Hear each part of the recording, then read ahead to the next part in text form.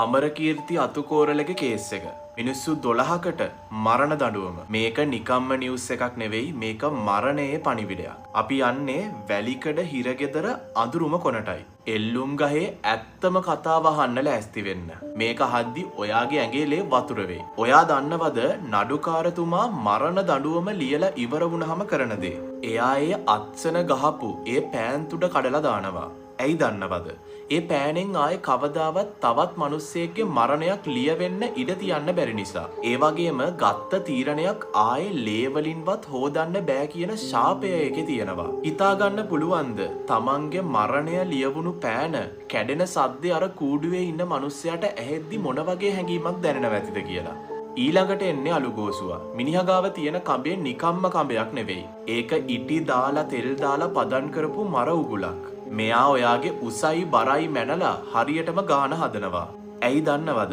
එල්ලන වෙලාවට කඹේ තද වෙද්දි බෙල්ල හිර වෙලා මැරෙනව නෙවෙයි වෙන්නේ. හරියටම බෙල්ලේ තියෙන දෙවෙනි ෂේරුකාව. ඒ කියන්නේ C2 ඇටය කුඩු වෙන්න තමයි ඒ ගැස්ම දෙන්නේ. පොඩ්ඩක් හරි වැරදුනොත් ඔළුව කඳෙන් ගැලවිලා ලේ විලක් මැදට වැටෙයි. නැත්තම් පණ යන්නේ නැතුව විනාඩි ගාණක් දඟල කෑ ගහන්න බැරිව විඳවන්න පටන් ගනී. අන්තිම මොහොතේ ඔළුවට දාන කළු පාට උරය. ගොඩක් අය හිතන්නේ ඒක මනුස්සකමට කරන දෙයක් කියලා. නෑ මචං. ඒක දාන්නේ පණ යන වෙලාවේ බෙල්ල හිර වෙද්දි ඇස් ගෙඩි දෙක එළියට පැනලා දිවේ එළියට ඇවිල්ලා මූණ විරූපී වෙන විදිහ දකින්න කාටවත් බලන්න බැරි තරම් භයානක නිසායි. ඒ කළු පාට රෙද්ද ඇතුලේ සිද්ධ වෙන දේ දන්නේ මැරෙන මිනිස්සයා විතරයි. හැබැයි ඔයා තව දෙයක් දන්නවද? මේ 12 දෙනාට ඒක වෙන්නේ නැහැ. ලංකාවේ අන්තිමටම මිනිස්සෙක්ව එල්ලුවේ 1976 දී. ඒ කියන්නේ මෙයාලා දැන් මෙරි ඉපදෙන්න ඕනේ. මරණීය දණ්ඩනය කියන ලේබල් එක ගහපු සුදු ඇඳුම ඇඳගෙන අඳුරු කුටියක් ඇතුලේ අද මාව ගෙනියයිද හෙට මාව ගෙනියයිද කියලා හිත විඳවන එක එකපාර මැරෙනවට වැඩිය දරුණුයි. අන්තිමටම මචං මේක හොඳටම ඔලුවට ගනින්. එදා පාර මැද 1000ක් දෙනා වට වෙලා කෑ ගහපන් මරපන් කියලා කෑ ගහද්දි ලේ රත් වෙලා නටද්දි මේ 12 දෙනාට හිතෙන්නේ නැති එයාලා තමයි ලෝකෙම හොල්ලන වීරයෝ කියලා. හැබැයි අවුරුදු ගානකට පස්සේ උසාවිය ඇතුලේ මරණ දඬුවම කියන වචනේ ඇහෙද්දි අර කෑ ගහපු එකෙක්වත් එතන නැහැ. තමන් විතරයි තනි වෙන්නේ. ඒක නිසා මතක තියාගන්න. කේන්තිය එන්න යන්නේ තප්පරයයි. හැබැයි ඒ තප්පරේ නිසා උඹට මුළු ජීවිත කාලෙම අඩි 4 අඳුරු කාමරයක් ඇතුලේ සිමෙන්ති පොළවේ ඔළුව ගහගෙන අඬන්න වුණොත් නීතිය කියන්නේ සෙල්ලමක් නෙවෙයි කියන එක ඔයාට තේරෙයි. වීරයෙක් වෙන්න ගිහින් අන්තිමේදිම වන්දි ගෙවන්න වෙන්නේ තමන්ගෙම හුස්ම ටිකෙන් නම් ඒක මොනතරම් අපරාධයක්ද? පරිස්සම් වෙන්න. ඔළුව කල්පනා කරලා වැඩ කරන්න. ඔයා දන්නවද මෙන්න මේ කෙල්ල මේකප් කෑවා කියලා? සිරාවටම මේක අහද්දිත් පිස්සු හැදෙනවා. තායිවානයේ හිටපු ගුවාව කියන කෙල්ල ගැන තමයි මේ කියන්නේ. මෙයාට ඉන්ටර්නෙට් එකේ ලක්ෂ ගණන් ෆලෝවර්ස්ලා හිටියා. හැබැයි මෙයා එකපාරටම ප්‍රසිද්ධ වුණේ අපි හීනකින්වත් හිතපු නැති විදිහටයි. මෙයා පට්ටම අමුතු දෙයක් කරනවා. ඔව්, එයා සජීවීව කැමරාවක් ඉස්සරහට ඇවිල්ලා ඇත්තම රූපලාවන්‍ය ද්‍රව්‍ය ආහාරයට ගන්න පටන් ගන්නවා. මෙයා ප්‍රසිද්ධ වෙන්න ඕනවට මේක බොරුවට කරා නෙවෙයි. මෙයා ඇත්තටම මේ රසායනික ජරාව හපන්න පටන් ගන්නවා. නිකන් හිතලා බලන්නකෝ අර තොල්වල ගාන ලිප්ස්ටික් පාට කූරු පිටින් ගිලින්න නිකන් චොක්ලට් කෑල්ලක් කනවා වගේ. ඇස් වලට ගාන දිලසෙන කුඩු තියෙන පෙට්ටි හැප්පුවේ හරියටම නිකන් බිස්කට් జాතියක් කනවා වගේ. ඒ මදිවට මූණේ ගාන ඝන දියර ෆවුන්ඩේෂන් බෝතල් පිටින් කටට හලාගත්තේ නිකන් පළතුරු ජූස් එකක් බොනවා වගේ. කිසිම ගානක් නැතුවයි. කට වටේම පාට කෙමිකල්ස් ගෑවිලා තියෙද්දි මෙයා hina වෙවි ඒව ගිලින්නේ හරියටම රසම රස කෑමක් කනවා වගේ. මෙයා මෙයාගේ රසිකයන්ට කියන්න ගන්නේ රසායනික දේවල් පට්ටම පැණි රසයි කියලයි. ඇඟට කිසිම අවුලක් නෑ කියලා මෙයා වීඩියෝස් වල කියනවා. ඒක දැකලා අනිත් අයත් මේක අත්හදා බලන්න පටන් ගන්නවා. මේක ඉන්ටර්නෙට් එකේ පිස්සුම රැල්ලක් වෙන්න පටන් ගන්නවා. මේ වීඩියෝස් බලන එක ලක්ෂ ගාණින් වැඩි වෙන්න පටන් ගන්නවා. හැබැයි මේ ප්‍රසිද්ධියට මෙයාට ගෙවන්න වුණු වන්දිය හරිම ඩේන්ජරස්. මේ කෙමිකල්ස් කාලා ඇතුළෙන්ම එයාගේ ආමාශය සහ බඩවැල් කුණු වෙලා යන්න පටන් ගන්නවා. ටික කාලෙකින් එයා කතා කරද්දි කටින් ආවේ අමුමමු තීන්ත ගඳක් විතරයි. අර ග්ලෝ වෙවි තිබ්බ ලස්සන හැම අමුමමු අලු පාටක් වෙන්න පටන් ගන්නවා. මෙයාගේ මූණ එහෙම් පිටින්ම විකෘති වෙන්න පටන් ගන්නවා. විස ලෝහ වර්ග ඇඟට එකතු වුණ නිසා මෙයාගේ කොණ්ඩේ ගැලවිලා යන්න පටන් ගන්නවා. අන්තිමටම ඊයම් වගේම කෘතිම වර්ණක ඇඟ ඇතුළට ගිහින් එයාගේ ඇඟ ඇතුලේ ඕගන්ස් එක එක ෆේල් වෙන්න පටන් ගන්නවා. මෙයාව මෙහෙම්මම දැඩි සත්කාර ඒකකයට ඇතුල් කරනවා.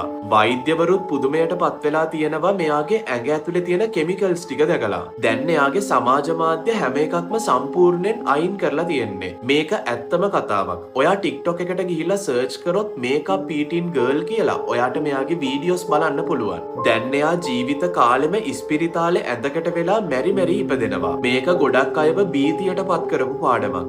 අන්තර්ජාලයේ දකින පිස්සු වැඩ කරලා ප්‍රසිද්ධ වෙන්න ගිහින් ජීවිතේ නැති කරගන්න එපා. ඔයා දන්නවද රස්නේ සුප් එකකින් කැෂියර් කෙනෙක්ට දමලා ගහපු ඒ අති බිහිසුණු සිද්ධිය ගැන? මේක නිකන් රණ්ඩුවක් නෙවෙයි, මේක අන්තර්ජාලය හොල්ලපු සැබෑ ජීවිතේ බියකරු සිහිනයක්. නිකන් හිතලා බලන්න, ඔයා වැඩ කරන්නේ ජනප්‍රිය රෙස්ටුරන්ට් එකක. ඔයාගේ එකම වැරද්ද ඔයා එතන කැෂියර් කෙනෙක් විදිහට වැඩ කිරීම විතරයි. එදා බ්ලෙයර් මිලර් වැඩ කරපු රෙස්ටුරන්ට් එකට ආව අමුතු ගැහැණු කෙනෙක්. එයා නිකන් ගැහැණු කෙනෙක් නෙවෙයි, රජයේ ලොක්කෙක්ගේ අනියම් බිරිඳක් කියලා තමයි වාර්තා වෙන්නේ. මේ හේතුව නිසා එයා හිතාගෙන හිටියේ අනිත් මිනිස්සු එයාගේ අඩියට පෑගිලා ඉන්නේ කියලයි. එක පාරටම මේ ගෑනු කෙනා පිස්සුවෙන් වගේ කෑ ගහන්න පටන් ගන්නවා. මේ සුප් එක ගොඩක් රස්නේ වැඩි, මේකේ ප්ලාස්ටික් දිය වෙලා කියලා මුළු කඩේම දෙවනක් කරන්න පටන් ගන්නවා. බ්ලෙයර් හරිම අහිංසකයි. එයා පුළුවන් තරම් උත්සාහ කරා මේ ගෑනු කෙනාව සංසුන් කරන්න. සමා වෙන්න මැඩම්, මම සල්ලි ඔයාට ආපහු දෙන්නම් කියලාත් බ්ලෙයර් කියනවා. ඒත් මේ ගෑනු කෙනා මේ සිද්ධිය මෙතනින් නවත්තන්නේ නැහැ. බ්ලෙයර්ට තවත් ඉවසන්න බැරිම තැන කරුණා කරලා මෙතනින් යන්න කියලා කිව්වා විතරයි. ඒ නපුරු ගෑනු කෙනා අතේ තිබ්බ උතුරුන සුප් බෝල් එකෙන් බ්ලෙයර්ගේ මූණට දමලා ගහනවා.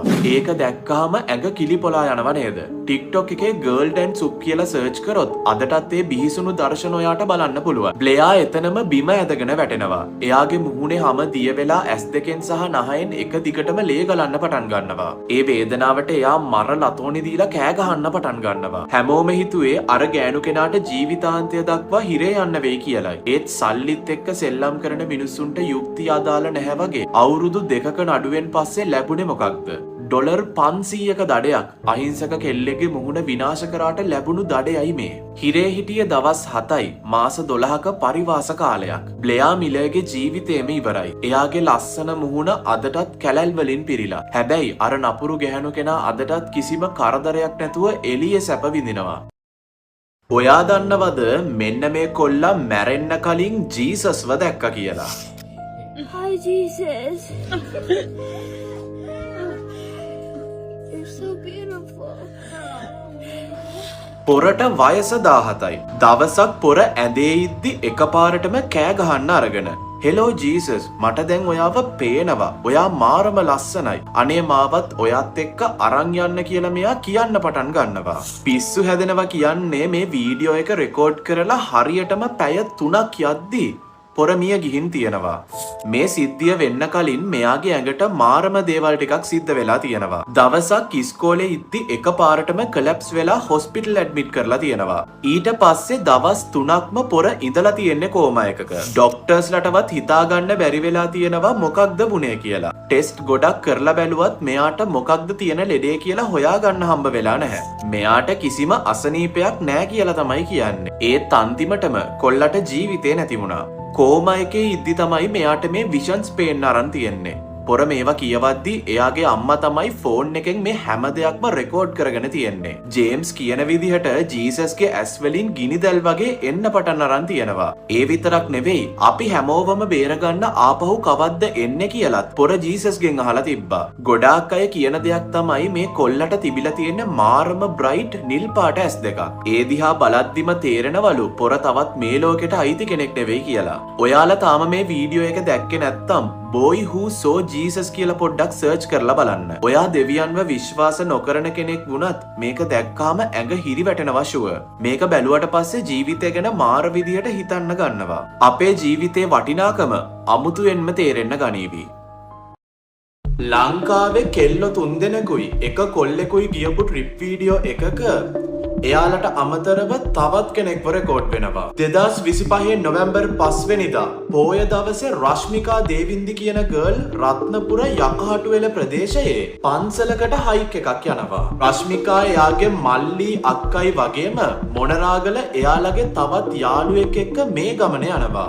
දැන් මෙයාලා 4 දෙනා හයික් එක යන ගමන් බ්ලොග් එකක් කරන්න හිතාගෙන මෙතන වීඩියෝස් වගේක් ගන්නවා.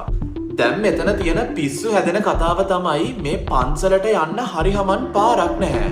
ඉතින් මේ කට්ටියට කැලේ පීරගෙන තමයි පන්සලට යන්න තිබ්බේ. මේ පන්සලට ගිහින් ආවට පස්සේ මේ වීඩියෝස් ටික එකතු කරලා බ්ලොග් එක හදන්න එඩිට් කරන්න යද්දී එයාගේ අක්කා කෙනෙක් මෙන්න මෙහෙම දෙයක් රවුම් කරලා පෙන්නනවා.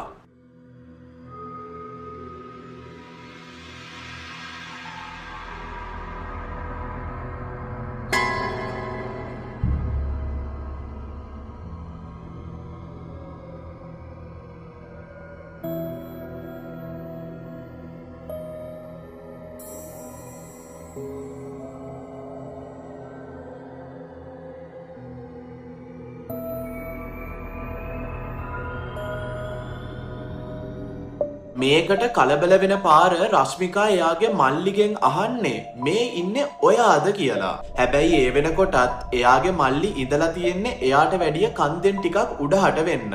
මේක ගැන මේ ගමේ මිනිස්සු දැනුවත් කරන්න රශ්මිකා අමතක කරේ නැහැ. රශ්මිකා වගේම ගමේ අය තීරණයකට එනවා එයාලා ආයෙත් එතෙන්ට ගිහිල්ලා පොඩ්ඩක් සෝදිසි කරලා බලන්න.